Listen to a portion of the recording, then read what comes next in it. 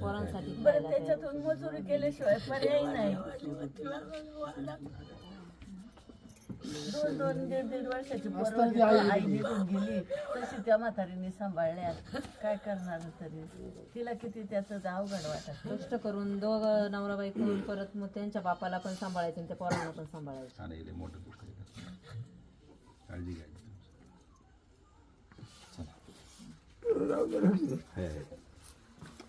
गेलं परत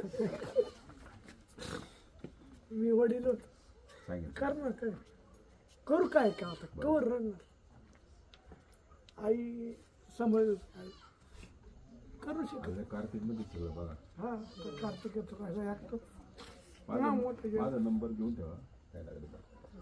नमस्ते सर्वांना, जय शिवराय. आपण आहोत बल्लाळवाडी गावात, जुन्नर तालुक्यात बल्लाळवाडी गावात. काल एकदम दुर्दैवी आणि खूप वाईट अशी घटना घडली. बल्लाळवाडी गावचे आमची 2 लहान लेकरं, एक सोम जयसिंग नवले आणि आभी महेश पवार, 2 लहान लेकरं दुपारच्या वेळेस ते तळ्याच त्या ठिकाणी पोहायला म्हणून गेले आणि तिथं त्यांचं दुर्दैवी आकस्मिक निधन झालं. खरं तरी फक्त बल्लाळवाडी गाव नाही तर ही जुन्नर तालुक्यावर शोककळा आहे. त्याचं कारण असं ही आमची पुढची पिढी आहे. ही आमच्या तालुक्यातली पुढची पिढी आज त्या हे लेकरांच्या मागं खरं तर त्यांचे दोन्ही वडील असतील आणि 2 आजी, बाकी ह्या मुलांना सांभाळायला खरं तर त्यांची आई पण नाही आहे. परंतु हे मुलांचं सांभाळ करत असताना हे 2 वडील सांभाळतात आणि आजी सांभाळतात. एक आपण स्वप्न पाहतो की आपली लहान लेकरं चांगली शिकली पाहिजे, ती घडली पाहिजे, त्यांच्या मागं स्वप्न पाहतो आणि आज तीच जर नसेल तर काय स्वप्न पाहायचं. आणि आज खरं तर अशी अनेक शेततळी आहेत आम्ही पाहतो. शेततळ्यात अनेक दुर्घटना पण घडतात, पण याचा त्या ठिकाणी गंभीरपणाने खरं तर काळजी घेतली पाहिजे. आपली जी शेततळी आहेत याच्याबद्दल कोणाला अपवाद नाही, परंतु त्याच्या बाजूला खरं तर कुंपण घातलं पाहिजे, कंपाऊंड घातलं पाहिजे, जेणेकरून असे लहान लेकरांचं म्हणा, जनावरं म्हणा तिथं जाणार नाही ना. याची पण आपण खरं तर दक्षता घेतली पाहिजे. या माध्यमातून खरं तर माझी आपल्या सगळ्यांना विनंती राहील, ही दोन्ही सामान्य कुटुंबातील लहान लेकरं होती आणि आपण खरं तर मी इथं प्रत्यक्ष येऊन हे सगळ्या गोष्टीची परिस्थिती पाहिली.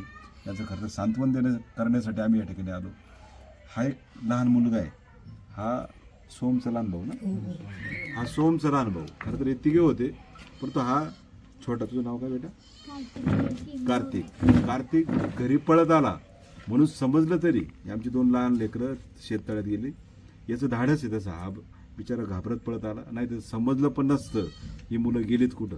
एवढी मोठी शोककळा खरं तर या गावावर पसरली आहे.